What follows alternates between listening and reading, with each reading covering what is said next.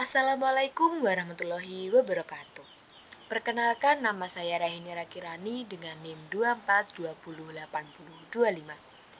Di sini saya akan menjelaskan proposal skripsi saya yang berjudul Hubungan Kejujuran Akademik dengan Hasil Belajar Siswa pada Pembelajaran IPA di Sekolah Menengah, Kajian Literatur. Proposal skripsi ini disusun sebagai persyaratan untuk memperoleh gelar sarjana pendidikan. Halaman persetujuan dengan dosen pengampu Bapak Ibrahim. Selanjutnya kita akan masuk ke materi selanjutnya. Di sini ada bab 1, pendahuluan. Yang pertama ada konteks penelitian. Pembelajaran ilmu pengetahuan alam di sekolah menengah pada hakikatnya tidak hanya berorientasi pada pencapaian aspek kognitif berupa pemahaman konsep, melainkan juga pada pembentukan sikap ilmiah atau scientific attitude. Salah satu sikap ilmiah yang paling fundamental adalah kejujuran. Metode ilmiah yang menjadi jantung dari pembelajaran IPA menuntut setiap pelaku proses pembelajaran, termasuk siswa, untuk melaporkan data hasil pengamatan dan eksperimen secara objektif, apa adanya dan tanpa manipulasi, meskipun hasil tersebut tidak sesuai dengan hipotesis yang diharapkan. Namun, realitas di lapangan menunjukkan kondisi yang kontradiktif dengan idealitas tersebut. Berbagai laporan dan kajian menunjukkan masih maraknya perilaku tidak jujur dalam dunia akademik, yang dikenal dengan istilah akademik dishonesty, seperti mencontek saat ujian, menyalin tugas milik teman, hingga memanipulasi data hasil praktikum agar sesuai dengan hipotesis awal. Perilaku-perilaku ini tidak hanya merugikan secara moral, tetapi juga berpotensi menghasilkan capaian belajar yang tidak mencerminkan kemampuan dan pemahaman siswa yang sebenarnya.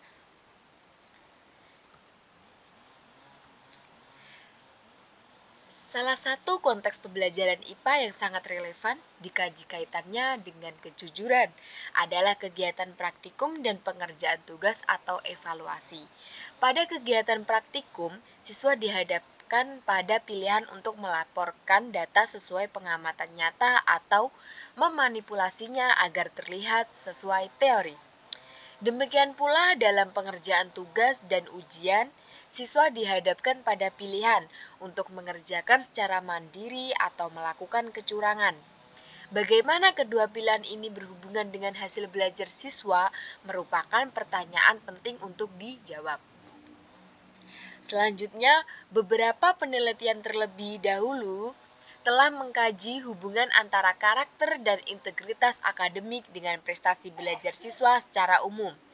Namun, kajian yang secara khusus dan komprehensif menelusuri hubungan antara kejujuran akademik dengan hasil pembelajaran IPA. Di tingkat sekolah menengah, masih belum banyak dilakukan melalui pendekatan kajian literatur yang sistematis. Sebagian besar penelitian yang ada masih bersifat parsial, baik hanya mengukur tingkat kejujuran siswa secara deskriptif maupun hanya berfokus pada pengembangan instrumen penilaian karakter tanpa mengaitkannya secara langsung dengan hasil belajar IPA. Selanjutnya, berdasarkan kondisi tersebut, kajian yang mendalam mengenai bagaimana kejujuran akademik berhubungan dengan hasil pembelajaran IPA. Faktor-faktor apa yang mempengaruhinya, serta strategi apa yang dapat diterapkan guru untuk menumbuhkan kejujuran dalam pembelajaran IPA sangat dibutuhkan berdasarkan latar belakang tersebut. Penelitian ini bermaksud untuk melakukan kajian literatur secara sistematis, guna menganalisis hubungan antara kejujuran akademik dengan hasil pembelajaran IPA siswa sekolah menengah. Selanjutnya, yang B ada fokus penelitian. Berdasarkan konteks penelitian yang telah dipaparkan, penelitian ini difokuskan pada kajian literatur tentang hubungan kejujuran akademik dengan hasil pembelajaran IPA siswa sekolah menengah. Adapun pertanyaan penelitian yang akan dijawab dalam penelitian ini adalah sebagai berikut. Yang pertama, ada bagaimana konsep dan bentuk kejujuran akademik dalam pembelajaran IPA di sekolah menengah berdasarkan hasil kajian literatur. Yang kedua, bagaimana hubungan antara kejujuran akademik dengan hasil pembelajaran IPA siswa sekolah menengah berdasarkan kajian literatur. Yang ketiga, apa saja faktor-faktor yang mempengaruhi kejujuran akademik siswa dalam pembelajaran IPA berdasarkan kajian literatur. Yang terakhir, apa saja strategi yang dapat diterapkan untuk menumbuhkan kejujuran akademik siswa dalam pembelajaran IPA berdasarkan kajian literatur. Selanjutnya ada C, tujuan penelitian. Berdasarkan fokus penelitian yang telah dirumuskan, penelitian ini memiliki beberapa tujuan, yaitu yang pertama, mendeskripsikan konsep dan bentuk kejujuran akademik dalam pembelajaran IPA di sekolah menengah berdasarkan hasil kajian literatur. Yang kedua, menganalisis hubungan antara kejujuran akademik dengan hasil pembelajaran IPA. Yang ketiga, mengidentifikasi faktor-faktor yang mempengaruhi kejujuran akademik siswa. Yang keempat, mendeskripsikan strategi yang dapat diterapkan untuk menumbuhkan kejujuran akademik siswa dalam pembelajaran IPA. Yang selanjutnya ada poin D, kegunaan penelitian. Penelitian ini diharapkan dapat memberikan manfaat baik secara teoritis maupun praktis. Yang pertama yaitu manfaat teoritis. Secara teoritis, hasil penelitian ini diharapkan dapat memperkaya khazanah ilmu pengetahuan dalam bidang pendidikan IPA, khususnya terkait dengan integrasi pendidikan karakter. Dalam hal ini, kejujuran akademik ke dalam proses pembelajaran. Penelitian ini juga diharapkan dapat mengisi celah penelitian atau research gap yang ada, yaitu kajian komprehensif tentang keterkaitan antara kejujuran akademik dan hasil pembelajaran IPA di tingkat sekolah menengah. Yang selanjutnya nomor 2 ada manfaat praktis.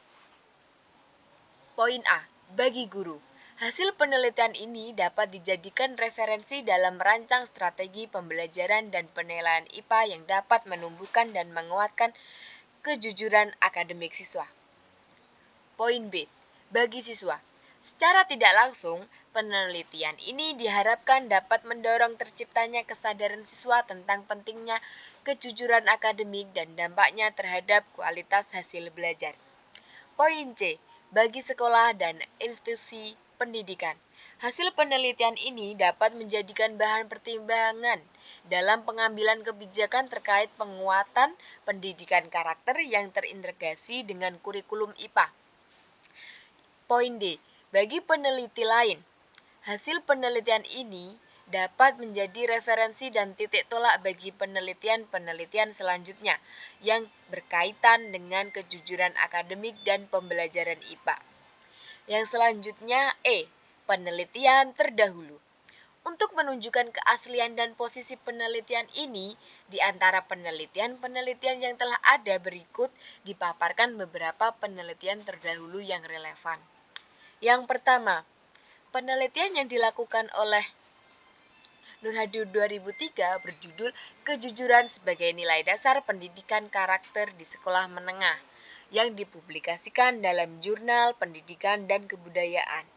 Penelitian ini menggunakan pendekatan kualitatif deskriptif dan menyimpulkan bahwa kejujuran merupakan nilai fundamental yang perlu ditanamkan sejak dini.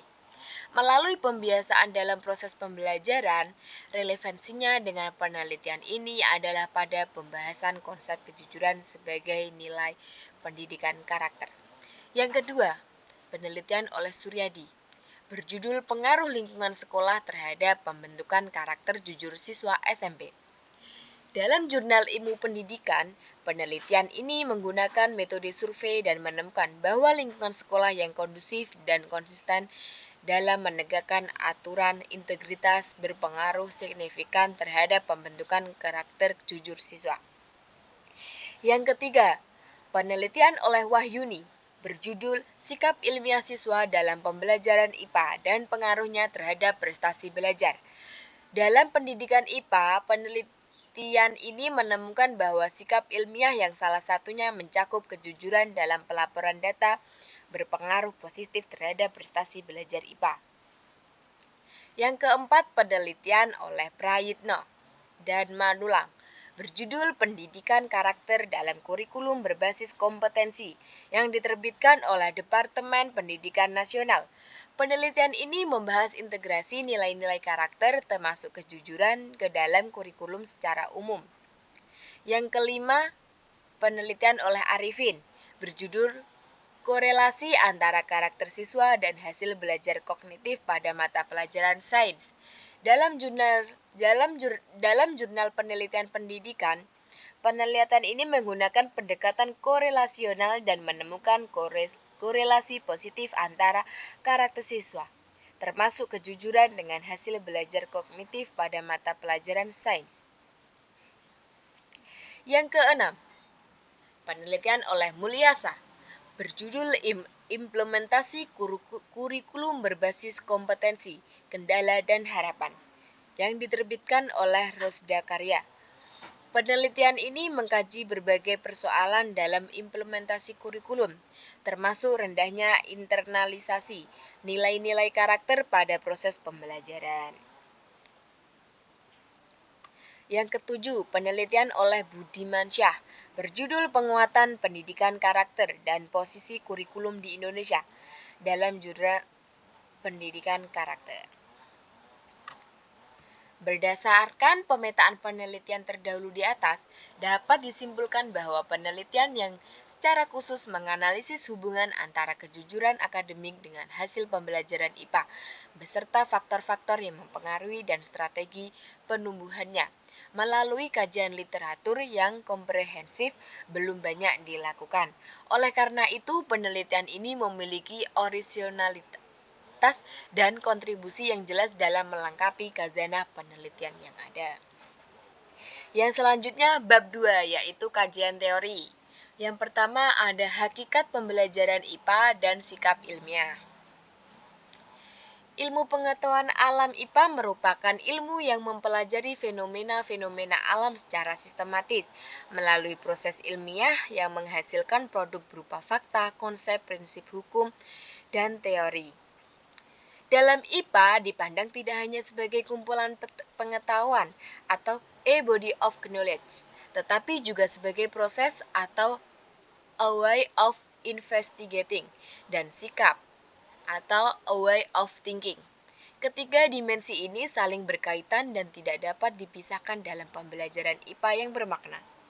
Sikap ilmiah merupakan salah satu dimensi penting dalam pembelajaran IPA yang seringkali kurang mendapat perhatian dibanding dengan dimensi pengetahuan dan keterampilan proses. Menurut Semiawan, sikap ilmiah mencakup beberapa komponen, antara lain rasa ingin tahu, keterbukaan pikiran, skeptisisme yang rasional, objektivitas, cara kejujuran. Kejujuran dalam konteks ini berarti kesediaan untuk melaporkan data hasil pengamatan secara apa adanya tanpa dipengaruhi oleh keinginan untuk membuktikan hipotesis tertentu atau memperoleh nilai yang baik. Kurikulum Merdeka yang saat ini diterapkan di Indonesia menempatkan pengembangan karakter dalam profil pelajar Pancasila sebagai salah satu tujuan utama pendidikan yang sejajar dengan pencapaian kompetensi akademik. Salah satu dimensinya adalah akhlak pribadi yang di dalamnya termuat nilai integritas dan kejujuran. Yang kedua ada kejujuran akademik. Di dalam kejujuran akademik ada poin-poin tertentu. Yang pertama, pengertian kejujuran akademik. Kejujuran akademik merupakan salah satu nilai moral yang mendasari integritas dalam dunia pendidikan. Dalam Kamus Besar Bahasa Indonesia, jujur diartikan sebagai lurus hati, tidak berbohong, tidak curang, dan tulus.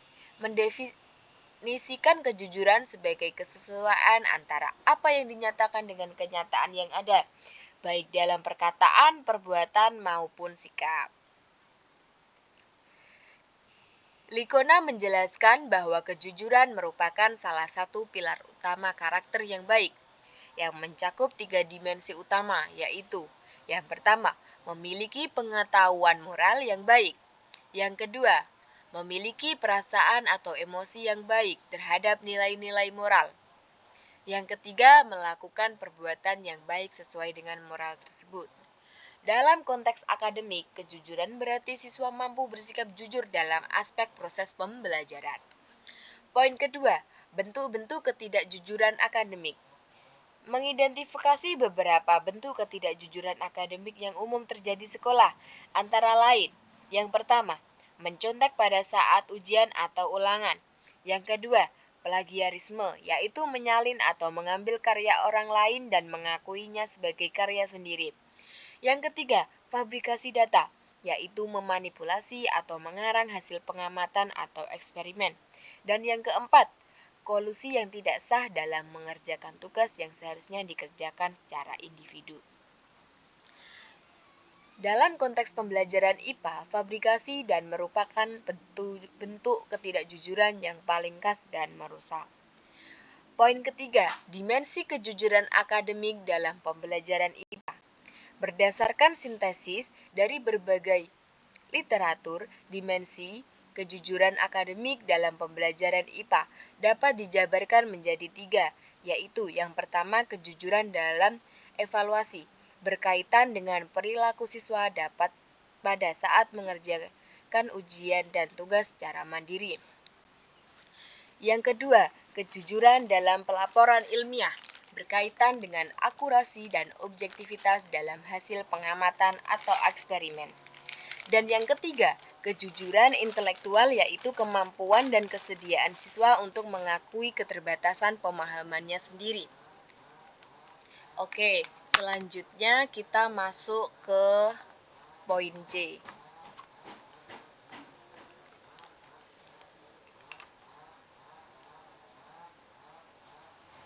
Yaitu hasil pembelajaran IPA. Hasil pembelajaran IPA merupakan perubahan perilaku yang terjadi pada diri siswa setelah mengalami proses pembelajaran IPA. Mengklasifikasikan hasil belajar ke dalam 3 ranah, yaitu yang pertama, ranah kognitif berkaitan dengan kemampuan intelektual dalam memahami dan mengevaluasi konsep IPA. Yang kedua, ranah efektif berkaitan dengan sikap dan nilai yang berkembang selama pembelajaran. Dan yang ketiga, ranah psikomotorik berkaitan dengan keterampilan praktikum dan eksperimen.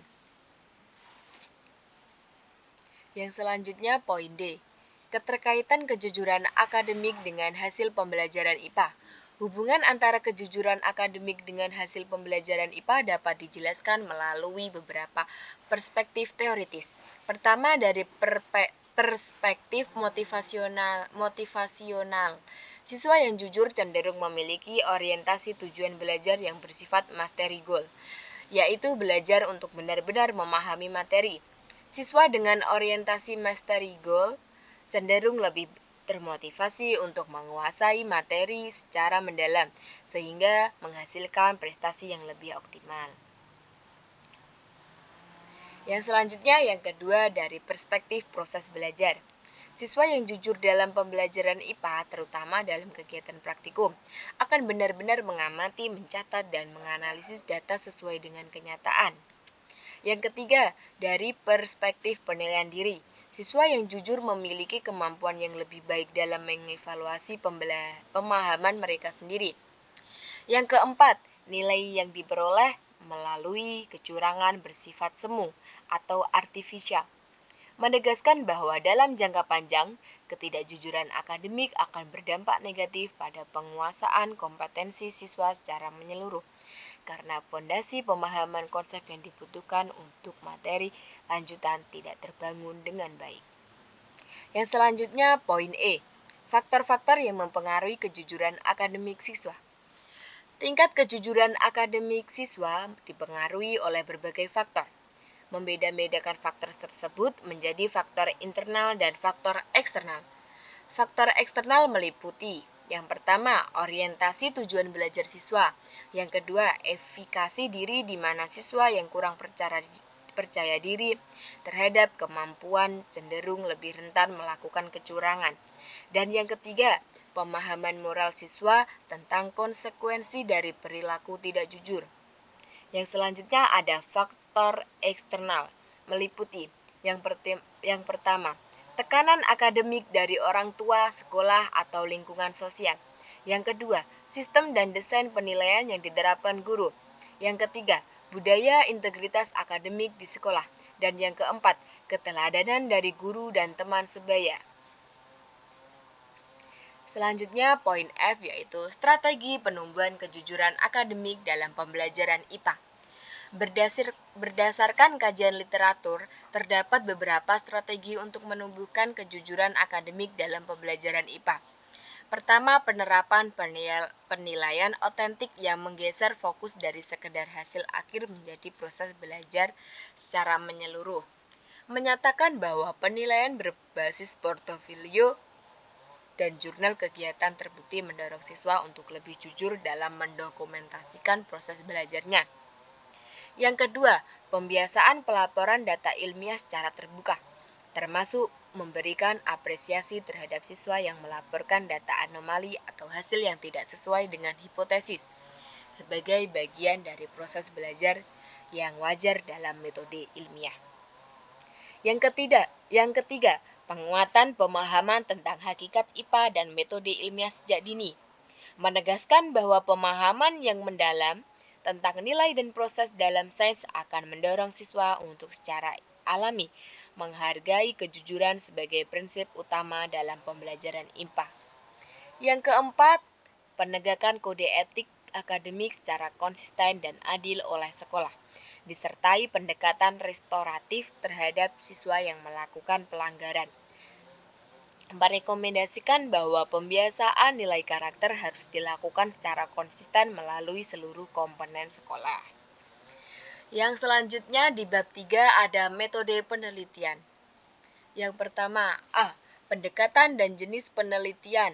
Penelitian ini menggunakan pendekatan kualitatif dengan jenis penelitian studi literatur atau liberal research. Pendekatan kualitatif dipilih karena penelitian ini bertujuan untuk menghasilkan pemahaman yang mendalam dan komprehensif tentang hubungan antara kejujuran akademik dengan hasil pembelajaran IPA. Faktor-faktor yang mempengaruhinya serta strategi penumbuhannya berdasarkan analisis terhadap berbagai sumber pustaka yang relevan. Metode studi literatur dipilih karena memungkinkan peneliti untuk mensintesis berbagai temuan penelitian yang telah ada, sehingga dapat menghasilkan gambaran yang lebih utuh dan berbasis bukti ilmiah. Studi literatur dalam penelitian ini dilakukan secara sistematis dengan mengacu pada prosedur terstruktur, mulai dari perumusan pertanyaan penelitian, penentuan kriteria inklusi dan eksklusi, penelusuran sumber, seleksi literatur, ekstraksi data, hingga analisis dan sintesis temuan. Pendekatan ini sejalan dengan yang digunakan dalam kajian-kajian pendidikan karakter yang komprehensif. Poin B ada kehadiran penelitian. Dalam penelitian kualitatif, penelitian ini merupakan instrumen utama penelitian, yaitu key instrument. Dalam penelitian studi literatur ini, penelitian berperan sebagai pengumpul data, analisis, dan interpreter terhadap berbagai sumber pustaka yang dikaji. Peneliti bertindak sebagai pengamat penuh atau complete observer yang secara aktif menelusuri, menyeleksi, menganalisis, dan menginterpretasikan sebagai sumber literatur yang relevan. Yang selanjutnya poin C, yaitu sumber atau lokus data. Mengingat penelitian ini merupakan studi literatur, maka tidak terdapat lokasi penelitian, lapangan secara fisik. Penelitian ini dilakukan melalui penelusuran sebagai database dan repositori artikel ilmiah yang dapat diakses secara daring maupun melalui perpustakaan. Sumber-sumber yang dijadikan lokasi penelusuran literatur meliputi Google Scholar sebagai database utama yang mengindeks berbagai jurnal ilmiah nasional dan internasional.